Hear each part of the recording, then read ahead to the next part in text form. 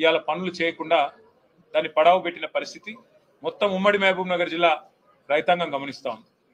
అది మాత్రమే కాదు, ఆదరా బాదరాగా ఏదో ఎత్తిపోయినట్టు హడావుడిగా ఆయన కాన్స్టిట్యున్సీ కొడంగల్ ఏదైతే ఉన్నదో ఆ కాన్స్టిట్యున్సీకి అదేవిధంగా రంగారెడ్డి జిల్లాకి బ్రహ్మాండంగా పాలమూరు రంగారెడ్డి ఎత్తిపోతల పథకం ద్వారా దాదాపు రంగారెడ్డి జిల్లాకు 6 లక్షల ఎకరాలకి, ఆయన కాన్స్టిట్యున్సీకి 2 లక్షల ఎకరాలకి నీళ్ళిచ్చేదానికి నారాయణపేట కొడంగల్ కలిపి నీళ్ళిచ్చేదానికి పాలమూరు రంగారెడ్డి ఎత్తిపోతల పథకం డిజైన్ చేస్తే మరి ముఖ్యమంత్రి గారు ఆదరబాదరగా ఆయనకి ఎవరు తప్పుడు అడ్వైజ్ ఇస్తే సోర్స్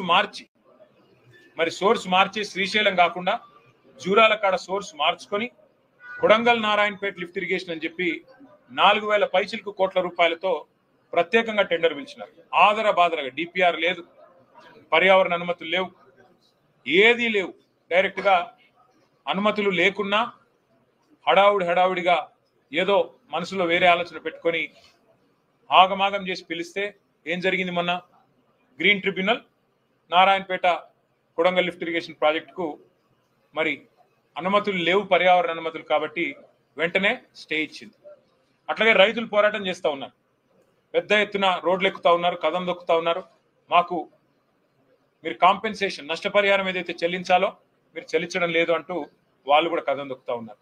కానీ కేసీఆర్ గారి నాయకత్వంలో 10 ఏళ్లలో అన్ని పెండింగ్ ప్రాజెక్టులను కూడా శరవేగంగా పూర్తి చేసి 8 లక్షల ఎకరాలకు నీళ్లు ఇవ్వడమే కాకుండా కేఎల్ఐ కానీ, నెట్టపాడు కానీ, భీమా కానీ, ఇంకా ఇతర ప్రాజెక్టులు కానీ అన్నింటినీ పూర్తి చేసి నీళ్లు ఇవ్వడమే కాకుండా పాలమూరును సస్యశ్యామలం చేయడమే కాకుండా శాశ్వతంగా మళ్ళీ పాలమూరు అంటే ఒక గోదావరి జిల్లా లాగా, కోనసీమలాగా మార్చాలనే ఒక బృహత్ సంకల్పంతో రిజర్వాయర్లతో సహా 90% పనులు పాలమూరు రంగారెడ్డి ఎత్తిపోతల పథకంలో మరి పూర్తి చేసిన ఘనత కేసీఆర్ గారి ప్రభుత్వానికి.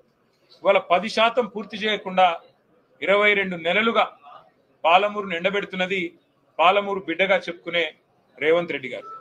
ఇంకా ఆశ్చర్యం ఏమంటే ఒక్క అరపైసా పని కూడా చేయకుండా అదే పాలమూరు రంగారెడ్డి ఎత్తిపోతల పథకానికి ఆయన మామగారు, పిల్లనిచ్చిన మామగారు జైపాల్ రెడ్డి గారు పేరు పెట్టుకున్నారు.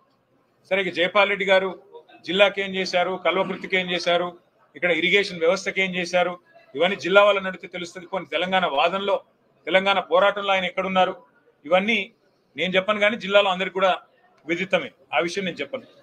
కానీ ఇవాళ జైపాల్ రెడ్డి గారు పేరు పెట్టుకున్న ప్రాజెక్టుకి కూడా ₹1 కేటాయించకుండా ఆ ప్రాజెక్టును పడావు పెట్టి ఆ ప్రాజెక్టును పూర్తి చేయకుండా పాలమూరును ఎండబెడుతున్నది, పాలమూరు నోట మట్టి కొడుతున్నది ఖచ్చితంగా పాలమూరు బిడ్డగా చెప్పుకునే రేవంత్ రెడ్డి గారు అనే మాట చెప్పక తప్పదు. సరే, కాళేశ్వరం విషయంలో కేసీఆర్ గారిని బద్నాం చేయడానికి అక్కడ మేడిగడ్డలో 85 పిల్లర్లో 2 పిల్లర్లకి సమస్య వస్తే అది మొత్తం అంతర్జాతీయ సమస్యగా చిత్రీకరించి ఏదో రాజకీయ లబ్ధి పొందేదానికి లక్ష కోట్లు అని మాట్లాడతారు. ఆయన మామగారు స్వయంగా పద్మారెడ్డి గారు చెప్పినారు, అది 93,000 కోట్లు 94,000 కోట్లు ఖర్చైన ప్రాజెక్టులో 1,00,000 కోట్ల కుంభకోణం ఎట్లయితుంది, ఇది రాజకీయం తప్ప ఇంకోటి కాదు అని వాళ్ళ మామగారు చెప్పినా దాని మాట వినరు.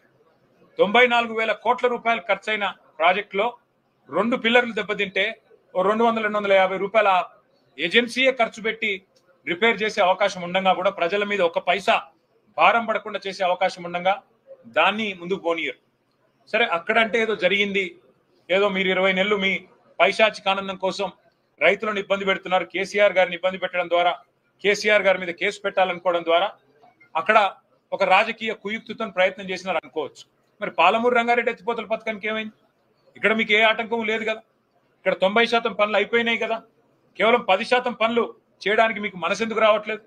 22 నెలలు సరిపోలేదా? 22 నెలల్లో మీరు డబ్బులు కేటాయించి పాలమూరు రంగారెడ్డి ఎత్తిపోతల పథకానికి శ్రీకారం చుట్టడానికి మీకు మనసు రావడం లేదా రేవంత్ రెడ్డి గారని మేము అడుగుతా ఉన్నాం. తప్పకుండా జిల్లా ప్రజలను చైతన్యవంతం చేసే దిశగా ఆలోచన చేస్తాం పార్టీగా.